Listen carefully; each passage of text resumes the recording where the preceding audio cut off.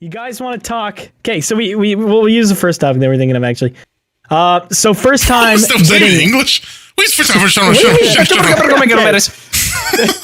gonna have to put subtitles on this now, Blarg. Can you speak English? Tell me about your first time getting drunk and or high. Whoever wants to start it can start it off. I got a spicy one, so I'll save it for last. Nobody? Okay. Well, I've never been high, and I've barely been intoxicated, okay, so I don't have a lot to contribute to this, really. Wasn't the first time you were drunk actually with us in a C's session? I think the first time I was drunk, I was hanging out with some people in DC, but I wasn't like drunk. I was just kind of like, I guess, tipsy. So, God, as a male, never say that word ever again. Tipsy? What's a little bit tipsy? Buzz? Whatever the word is. I had a margarita. I was a couple degrees deep, and I was feeling a little head change.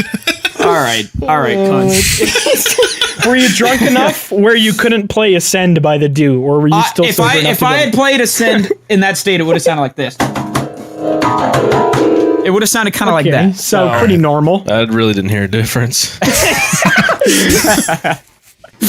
All right. Well, I guess Dew doesn't have much to contribute then. You were pretty fucking hammered when we did that session. I was, yeah. The thing about it is, I guess your filter kind of goes away a lot when you get a little inebriated. So, yeah, I'm a little more. You know what? I'm not gonna. What? You don't like that word either? A fucking white girl. Yeah, no. Just say drunk. White girl says inebriated. What girl? I don't know. All right. I don't know. White girl in nursing school. It's like you're afraid to say the actual word. The word drunk. Like the word cock is so gross to you, so you call it like a pee-pee or like a wiener. Fucking hammered. Well, I was born with fetal alcohol syndrome, so I don't really remember the first time I was drunk. What does that mean? Those are shitty jokes. I don't know. That was fetal alcohol syndrome. That's when the mama drinks. That's when mom doesn't want to have a so much. That's when mom doesn't want to be a mom. All right. I got it through the old Ethernet cord to my stomach. I don't know. Was that what they call it? Yeah. Did you have gigabit internet? Or it's more like dial up for you.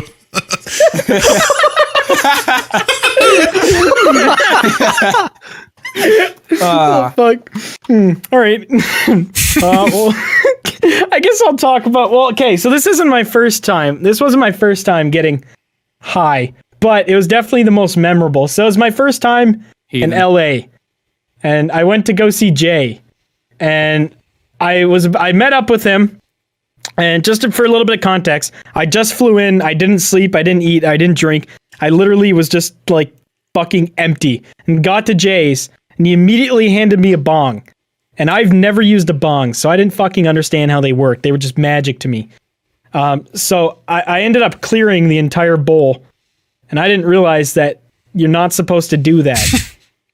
So I ended up, I was fine for like 5 minutes, and then my body went numb, and I was in one of those giant love sacks, like the big deep ones. I was in that shit, and my entire body went numb.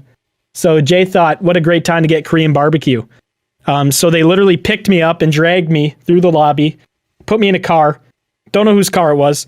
Got to Korean barbecue, and I couldn't eat. My mouth was so dry, so I just chewed on a piece of beef for about 20 minutes. I've done that before. I literally just kept chewing on it, and it wouldn't go down. So I was like, okay, whatever. So I went to the bathroom and I spit it out in the garbage pail, put water on my face. And I don't know if you've ever been like drunk or high at a party or something. And it's when you go to the bathroom and look at yourself in the mirror. That's when you kind of think about it and just realize how unbelievably fucked you are. So I was like, all right, I'm gonna make the decision to go relax and lay down. That was a horrible decision though, because I just walked out into the parking lot, opened a door to a car, and fell asleep inside of it. Just a random car? I don't know whose car it was. How did you not get kidnapped, man? Like, what the hell? I just opened a door and went to bed. I didn't know any better. And then the rest of it was a blur. I ended up back at Jay's safe and sound, ate a bowl of ramen, and then I had a meeting. But, it was all right. That was definitely the most memorable experience, sleeping in a random person's car. And I feel like it was the most suitable first time in LA experience I love that feeling when you're like fucked up and you see yourself in a mirror and you just like it's like you're talking to somebody else. You're like, hey, it's like you're looking at yourself in third person. Yeah.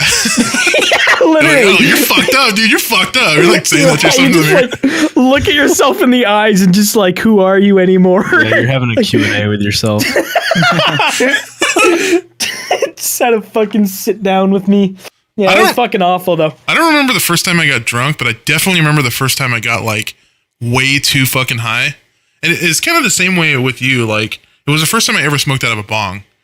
So like we were walking around like his apartment complex, one of my friends, and we had like no way to make. So we had a bunch of weed, but we had no way to make a pipe. So we just got some foil and like fashioned a pipe out of foil. You ever done that before? Jesus Christ, no. Yeah, you like what you do is essentially you wrap a foil around like a straw or something, and then you just take the end and you bend it up to like create a bowl. Teach the people how to make a crack pipe. Are you sure you weren't doing heroin? What the fuck is that? And then you just stuck it in your wrist, and then when you're just like your broke fucking like kid, you have no way to get any kind of like paraphernalia.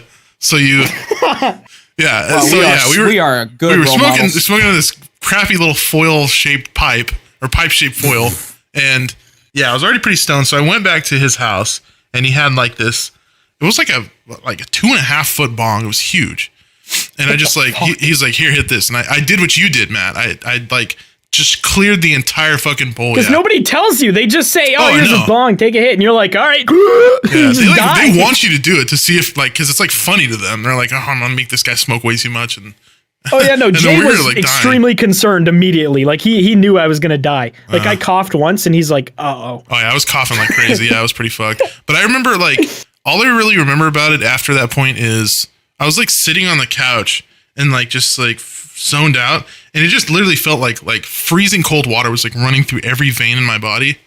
That's all I remember. And then I remember standing up after that because like, oh no, it was before I was still sitting down, and him and his dad were talking. And it literally sounded like the teacher from Charlie Brown. Like they were like, that was not weed. Yeah. You did meth. No, it was literally I was just so smoked meth, so fucking high, and it just like, and then I stood up off the couch, and I felt like I was 1,000 foot tall, and I was looking down on like this little tiny carpet, and there was just like everything was so like zoomed out, and then FOV change. I remember. Yeah, I remember laying in his bed after that though, and I fell out of bed like 7 times. Cause like I was trying to close my eyes and I could feel like my world like spinning. So eventually I would just roll out of bed and boom, land on the ground. I'd be like, fuck, man. Then I like, eventually I fell asleep after falling multiple times. But yeah, I definitely knew my tolerance after that day. I was going to say, that sounds dangerous. And then, thinking I was inside of an apartment. And I wasn't like, if I was out in the middle of the street doing that shit, yeah. Oh, they didn't bring you out to the Korean barbecue? No. That seems smart. He knew I was super fucked out of my brain. And I think I was like, because he was like a big stoner and I was kind of like a new stoner. And I think I was trying to like fit in and be like, oh yeah, I could smoke as much as I want. And I did. And couldn't handle it, so yeah. Yeah, I guess I was similar because like I do not smoke often, like at all. Yeah, me neither. Like ever. I haven't smoked in years. So that was just kind of like a why not? And then I remembered why not when I woke up in the fucking beanbag chair, with a bowl of ramen. Yeah, it's funny how much people like comment on our videos and think that we're like huge stoners. They're like, how high were you when you made this video? Do you blame them? Yeah, true. Yeah, we do say some pretty fuck shit. Yeah. No, that's totally just us sober. We don't need substance to be fucking idiots. We're just naturally idiots. Actually, I'm surprised how tame we were when we did the drunk video. Because we weren't like... we were just loud. That's all I remember. Just very loud. I mean... Yeah, editing that gave me a fucking headache. It was just people screaming over each other. A lot of noises, yeah. It was just so many noises mixed into one. Yeah, I just remember me and Soup just turned our fucking gain up. And we were just like trying to out loud each other. Sounds like any session. Yeah, it's because you guys do that when you're sober. Yeah, it's a normal day outside of recording. You guys did this before the podcast. Yeah, we were literally just yelling at each other. So yeah, I guess you're right about that.